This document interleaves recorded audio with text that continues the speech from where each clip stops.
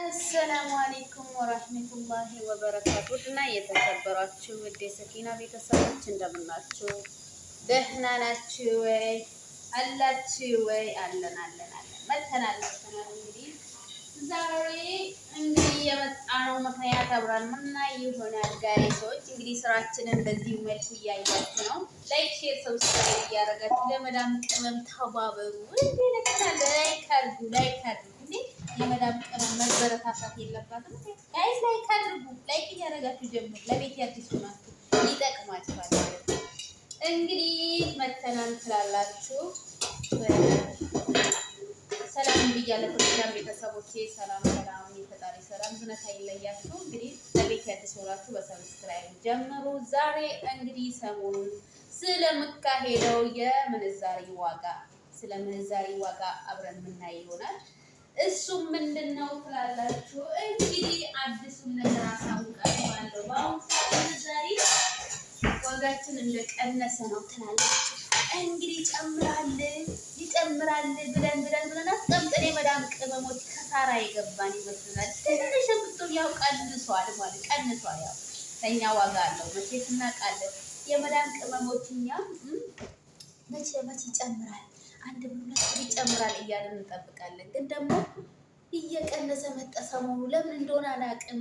ሁሉም ጋር ነው ወይስ እኛ ጋር ብቻ ነው ብዬ እንግዲህ ጥያቄውን ለእናንተ ትቻለሁ። መልሱ እናንተ ጋር አለ። መልስ ስጡኝ ማለት ነው። ከባይቦቼ ስንቶቻችን ነው እስቲ ይጨምራል በሚል መልኩ ብር ያስቀመጥ ነው? እስቲ ንገሩኝ እስቲ ሀባይቦቼ።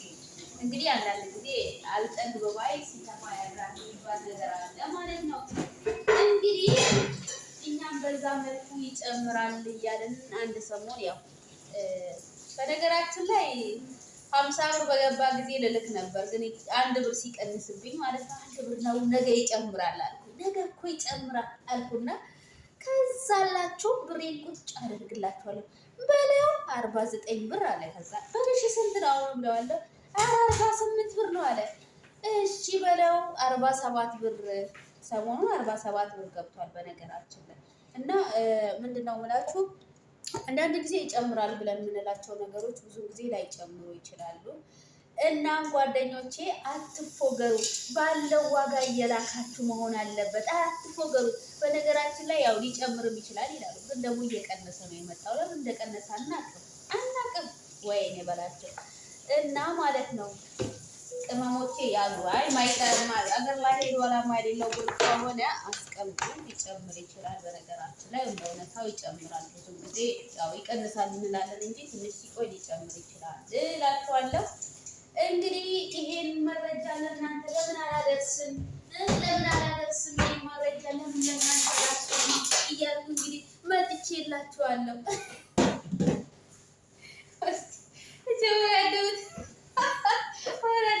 ወሰርኳት እኮ ጉድ። ኧረ አባይቦቼ እስቲ አበረታቱኝ፣ የምሬን አበረታቱኝ። እኔ ነገ ሲሄድ ብዙ ነገር ነው ማሳያችሁ፣ ብዙ ነገር ነው ማስተምራችሁ፣ ከኔ ትማራላችሁ ብዙ ነገሮች ማለት ነው። እንዴ ቅመም እኮ ነኝ። ቅመም ለራስ ሲቆርሱ ያሳንሱ አለ ያገሬ ሰው። እንግዲህ እኔ ነገር እንደዛ ሆኖላችኋል። እንዴት ናችሁ? ደህና ናችሁ ወይ? እስቲ ስንቶቻችሁ እስቲ 10 ሳንቲም 20 ሳንቲም 30 ሳንቲም የቀነሰባችሁ ማን ናችሁ? እኔ አንደኛዋ ነኝ። እንግዲህ ያው ይጨምራል ለአንድ ብር ብዬ 3 ብር አስቀነስኩኝ ማለት ነው። ሹፉ እንደ እኛ እኮ በቃ ይጨምራል እንላለን፣ የለም ይጨምራል። አሁንማ መላክ አለብኝ አልኩና እንግዲህ ያው ነገ ቀን ደግሞ ይባስ ቢቀንስስ በጣም ቢቀንስስ አልኩኝ ማለት ነው። እና ስለዚህ አንዳንድ ጊዜ ያው ይጨምራል ስንል ብዙ ልንከስር እንችላለን። ግን ደግሞ ያው የማይፈለግ ብር ከሆነ በጣም ከታገስን ልጨምር ይችላል። ሀባይቦቼ እንግዲህ ብዙዎቻችን አላማ ጨምር፣ ብዙዎቻችን ቤተሰቦቻችን ሀገራችን ያው ትተን የመጣ ነው ለመለወጥ እስከሆነ ድረስ ያው እኛ ደግሞ ብዙ ሀሳብ አለብን፣ ብዙ ወጪ አለብን። አንዱን ጨረስን ስንል አንዱ ይከፈታል። ስለዚህ ደግሞ ያው ከመች አንድ ብር 2 ብር ከጨመረልን እያለን ያው ብዙ ሊቀንስብን ይችላል። ግን ደግሞ ያው መታገስ ከቻለን ይጨምራል ማለት ነው።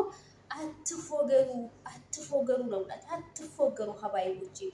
እንግዲህ በዚሁ አጋጣሚ የምነግራችሁ ነገር እስከ መጨረሻ ከሰማችሁ ትጠቀማላችሁ ቪዲዮን። በነገራችን ላይ ብዙ አዳዲስ ዩቱበሮች አላችሁ ከኔም ጭምር። እኔም አዲስ ነኝ፣ ያው ቆየው ባልልም ትንሽ ገብቶኛል ስለ ዩቱብ አሰራር እና ምን ልላችሁ ነው፣ የሰው ቪዲዮ እንዳትጭኑ፣ በተለይ ሞኒ የሆናችሁ ልጆች እና የሰው ቪዲዮ እንዳትጭኑ፣ የሰው ቪዲዮ እንዳትጨምሩ። በራሳችሁ ያገኛችሁትን በራሳችሁ ምንም ምግብም ስትበሉ ሆነ ምንም ሆነ በራሳችሁ ቪዲዮ ብትሰሩ የተሻለ ነው። ምክንያቱም በአሁኑ ሰዓት በጣም እየገመገመ ነው ያለው ዩቱቡ። የማን ቪዲዮ ነው፣ የት ከየተመጣ ነው፣ ስለምንድን ነው የሚለው። በቃ ሁልጊዜ የሰው ቪዲዮ የምትሰሩ ከሆነ በጣም ከሳራ ውስጥ ነው የምትገቡት።